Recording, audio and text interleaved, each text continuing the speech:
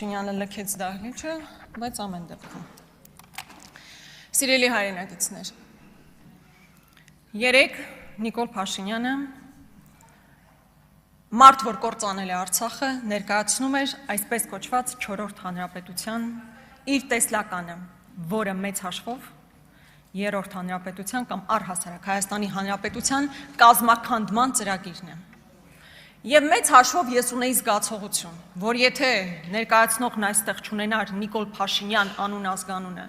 այլ Ադրբեջանի կողմից նշանակված Ոմն Փաշաև, մեծ տարբերություն չէր լինի այն բովանդակության հետ, որ հնչեցվել է այս ամբիոնից։ Եվ իսկապես այն բոլոր շերտերը, որ հայ մարդուն, հայկական ինքնությունը պահում է, դրա բոլորի վրա գրող կա։ Գրող կա մեր պատմության նկատմամբ։ Ու ինձ համար իսկապես անհասկանալի է, թե ինչպես է մարդը, թե ինչպես է Հայաստանի Հանրապետության փաստացի ղեկավարի եւ մեր հակառակորդ երկրի ղեկավարի հայացքը, նույնիսկ մեր պատմության նկատմամբ այդքան նույնական, որովհետեւ անհնար է որ նույնական լինեն, կոնֆլիկտ ունեցած երկրներ ենք։ Անհնար էր այդքան նույնական լիներ, բայց նույնականա հայացքը Արցախի շարժման հետ կապված, պատերազմի, հաղթանակի, նույնը նաև սահմանադրության մասով։ Ես այսօր լսեցի, որ ոմանք քննարկում են իմ այն հայտարարությունը, որ ես անվանում եմ Ալիևյան սահմանադրություն։ Բա ուրիշ ո՞նց կարելի է այդ սահմանադրությունը անվանել։ Դուք սահմանադրության մասին փոփոխությունների մասին խոսել եք 20 թվականի, 21 թվականի, 22 թվականին։ Այդ ամբողջ ընթացքում որևէ հայտարարություն եղել է այն մասին, որ անկախության հռչակագիրը պետք է հանվի սահմանադրությունից։ Իհարկե չի եղել։ Որ պայն Ալիևն ասել է, սա է նախապայմանը, պետք է գնաք անեք, որից հետո հնարավոր է դեռ պայմանագիրը ստորագրի, Նիկոլ Փաշինյանը գնում է հանրային ռադիո, ասում է անկախության հռչակագիրը կարմիր,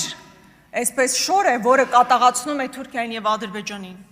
Եվ երբ որ ասում եք դուք Ալիևի պարտադրանքով եք այսօր շնչում, արտաշնչում ապրում եւ մեր ժողովրդին էլ հրամցնում իրականությունը, դա է, այդպես է։ Եկեղեցու մասով այն ինչ գրված է կառավարության ծրագրի մեջ, հակասահմանադրական է։ Ես ձեր հարցի բարոյական կողմը չեմ քննարկում։ Հակասահմանադրական է, որովհետև կառավարությունը որևէ առնչություն չի կարող ունենալ եկեղեցու ներքին գործերին, չի կարող ու վերջ։ Իսկ այն ամեն ինչ որ Ռուբեն Ռուբինյանը այստեղից պատմում էր եւ մնացածներն էլ տարբեր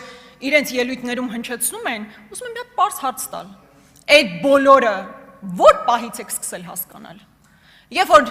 Կաթողիկոսի հետ սելֆիներ էիք անում, երբ որ մայր տաճարի բացմանը, վերաբացման կամ օծման արարողությանն էիք մասնակցում, այդ ժամանակ չգիտեիք, թե երբ որ հրամանը եղել է Ադրբեջանից, այդ նույն պահից սկսեցիք այդ ամեն ինչով զբաղվել։ Նույնը նաև Տիգրան մասով։ Երեկվանից իմ գործընկերները փորձում են հասկանալ, այդ ինչ իրավական հիմք եք հանկարծ հայտնաբերել, որի հիմքով Հայաստանի Հանրապետության տարածք հանդիսացող Տիգրան այլևս դարձել է քյարքի եւ պետքա հետեւաբար հանձնվի։ Ընդ որում ես ուղղակի դեմ եմ այն նկատառմանը, այդ թվում նաեւ մեր ընդդիմադիր գործընկերների կողմից հնչեցված, որ մեղավոր են Տիգրանաշենցիները, որ Նիկոլ Փաշինյանը այս հայտարարությունն անում է ոչ։ Սա միայն Տիգրանաշենում բնակվող անձանց խնդիր չի։ Տիգրանաշենը ռազմավարական նշանակության հատված է, մեզ համար ռազմավարական նշանակության եւ ուղղակի հանձնումը բերելու է Հայաստանի Հանրապետության ավելի շրջափակմանը։ Եվ այստեղ իհարկե ես շատ ավելի կուզենայի բանակում տիրող բարքերի մասին խոսել։ Երեք հերթական մահն է արձանագրվել բանակում, բայց այս մարդիկ փոխանակ իրական խնդիրներով զբաղվեն, իրական խնդիրներով զբաղվելու փոխարեն իմ գործընկեր Լևոն Քոչարյանի կողմից հնչեցված հարցից հետո բարկացել է, Նաջարյանը բարկացել է եւ հրահանգ է իջացրել, որ գնացեք,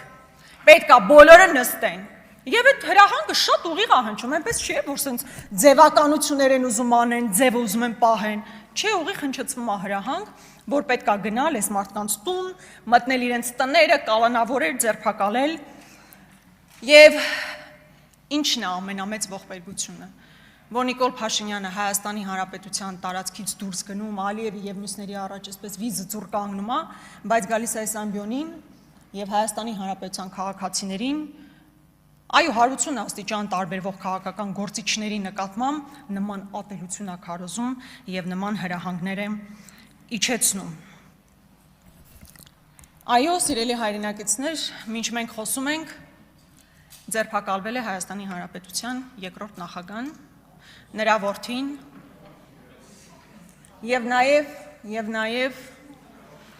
Եվ նաև հիմա գործողություններ են, քննչական գործողություն, ինչից այդպես զարմացաք։ Ես փաստի արձանագրում եմ անում, ինչն էր այդքան հուզական այդքանի մեջ։ Մի հուզվեք։ Տիկին Գրիգորյան, մի վիճեք Դալիչի հետ, չենք զարմացել։ Այո։ Սիրելի հայրենակիցներ, այս կալանավորումը մի ընդհատեք, հա։ Այս կալանավորումը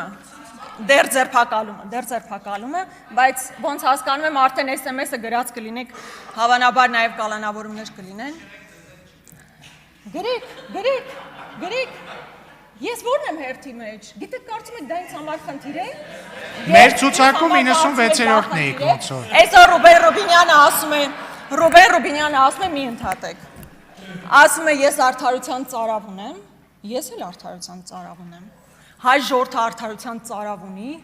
եռաբլուրի համար, Արցախի կործանման համար, հայկական պետականության բովանդակության կործանման համար ու վաղ թե ուշ,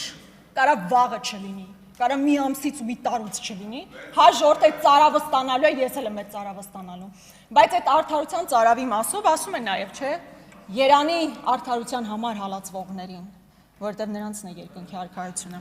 Մենք չենք էլ վախենում արդարության համար հալածվելուց։ Չենք վախենում, որտեղ գիտենք հանուն ինչի կարող ենք հալածվել։ Հանուն Հայաստանի Հանրապետության, հանուն բովանդակությամբ, հայկական բովանդակության հանրապետության։ Եվ ես որևէ վարքյան եւ մեր քաղաքական թիմը չի վարանելու այդ հալածանքներից, ետ չի կանգնելու։ Ես ուղղակի ուզում եմ, որ դուք դա իմանաք։ Սիրելի հայրենակիցներ, իսկապես սա միայն երկրորդ նախագահի ձերբակալման կամ նրա հետ ընտանիքի հետ առնչվող հարց չէ, որովհետև նախագահ Քոչարյանը մեծ հաշվով 18 թվականից կարող էր չգալ Հայաստանի Հանրապետություն, որովհետև շատ լավ պատկերացնում էր, թե ինչպիսին կարող են լինել հետևանքները, որ նա կարող էր ձերբակալվել եւ փաստացի ձերբակալվեց եւ հակասահմանադրական հոդվածով բավականին երկար ժամանակ բանտարկված էր։ Կարող էր նաեւ դրանից հետո, երբ դուրս էր եկել, այլևս քաղաքականության մեջ չլիներ, բայց եւ նաեւ հիմա, բայց սա անձնական հարց չի, իսկապես սեղանին դրված է հայկական պետության հարցը եւ ես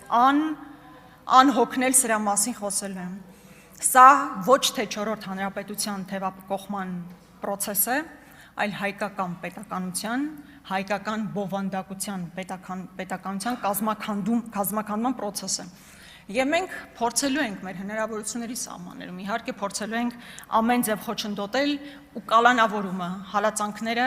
որևէ խնդիր չեն առաջացնելու, հաջորդը կարող եք իմ մասով SMS գրել, եւս խնդիր չեմ տեսնում։ Բայց ես նաեւ երբեմն մտածում եմ, հատկապես Քոչարյանների նկատմամբ ատելությունը, երբեմն փորձում եմ հասկանալ, թե ինչով է պայմանավորված։ Եվ ես հասկանում եմ, որ մի քանի պատճառ կա։ Առաջինը հավանաբար, որովհետև նախագահ Քոչարյանը Արցախից է, եւ դուք էլ ինչպես հիմա պարզ է դառնում, առաջ պարզ չէր, ամբողջությամբ Արցախատյաց եք։ Ես սա ցավով եմ ասում նաեւ որպես մարդ, ով ժամանակին ձեզ սա տարել եմ։ Ու ես չգիտեմ այդ ատելությունը Արցախի նկատմամբ որ փուլից է գեներացվել։ Դուք ատում եք հավանաբար նաեւ նախագահ Քոչարյանին, որովհետև ձեզ հետ չի պայմանավորվել։ Ինչպես շատերը 18 թվականից հետո ձեզ հետ պայմանավորված դուրս են եկել կամ պայմանավորված հետ չեն եկել։ Եվ նաև այն պատճառը, որ ինքը հաղթած երկրի ղեկավարը։ Երեք դուք այստեղ մի նկատառում եք անում, որ գիտեք, այդ ձեր հաղթած նախագահին ես հաղթել եմ։ Բայց դա ձեր հաղթածի կեցվածք է։ Հաղթած իրականում ընտրություն հաղթած, փաստացի երկրի ղեկավար հաստատված անձը նման վրեժխնդրությամբ է լծվում բոլոր քաղաքական ուժերի նկատմամբ։ Դա հաղթած մարդու կերպար չի, եւ եթե այդ հաղթածի մասին ենք խոսում, դուք 10 ընտրություն էլ հաղթեք, մեզ բոլորիս հաղթեք, միևնույնն է դուք պարտված երկրի ղեկավար եք։ Ձեր օրոք է եղել պարտությունը, ու դուք հավանաբար հենց դա է որ չեք ներում, բայց ուզում եմ ասել, որ առանձին նախագահ Քոչարյանին, Լևոն Քոչարյանին, Աննա Գրիգորյանին, մյուսներին, Աղվան Վարդանյան, Լիլիթ Գալստյան, Մեսրոպ Մանուկյան, Արթուր Խաչատրյան, հարցը չի, մեզ բոլորիս կարող եք մեկուսացնել։ Դուք այդ լծակները ունեք, ամեն ինչ ձեր ձեռքում է։ Բայց մեզ ձայն է տվել 150,000 քաղաքացի, նույն գաղափարներով, նույն համոզմունքներով։ Ընդդիմությանը հավաքական առումով 550,000-ից ավել ձայն են տվել, ելի այդ նույն մոտորումներով, նույն հայացքով մեր պետականության նկատմամբ։ Հետևաբար դուք չեք կարող 10 հոգու մեկուսացնել, մտածել, որ հարցը լուծված չէ։ Եվ այո, մենք ամեն բան անելու ենք, որպեսզի արդարությունը վերականգնվի, եւ ուզում եմ, որ երբեմն մի նախադասություն, երբեմն այնպիսի ընկալում կա, որ դուք գալիս եք, երբեմն համոզիչել է պետք է անկեղծ ասեմ, այսպես մեսիականության, այսպես ծիրի մեջ, որ իբր մեսիա եք, որ մեր ժողովրդին առաջնորդում է ինչ-որ լավ տեղ։ Չէ, ուղղակի Ալիևի խմաչիկն, որ իրականացնում է Ալիևի։ Ավարտեք եւ մնացեք կոռեկտության սահմաններում։ Բայց կոռեկտությունը ասեցի, հիշեցի, Տիկին Գրիգորյան, ձեզ ոչ ոք չի կարող նստացնել, եթե դուք հանցանք չեք գործել, ես դա թույլ չեմ տա։ Ինչ վերաբերվում է հաղթածին, ես չգիտեմ ով է հաղթած, բայց միանշանակ այն մարդը, որը հողատարածքը 40 միլիոն դրամով առնում է, հետո փոխանակում է այլ հողատարածքի հետ, հետո 1 միլիարդ 740 միլիոնով վաճառում է, կամ հաղթած է, կամ կոռուպցիոներ սրիկա է։ Տիկին Գրիգորյան, Վարգն Ալեքսանյան։ մի հեռացեք, սա էլ հոյմ քայլի ցուցակը չի, որ падգամավոր դառնաք, հետո հեռանաք Քոչյանի մոտ։ Շուրջ 7 ժամ գործողություններ։ Ինչ էին փնտրում, ինչ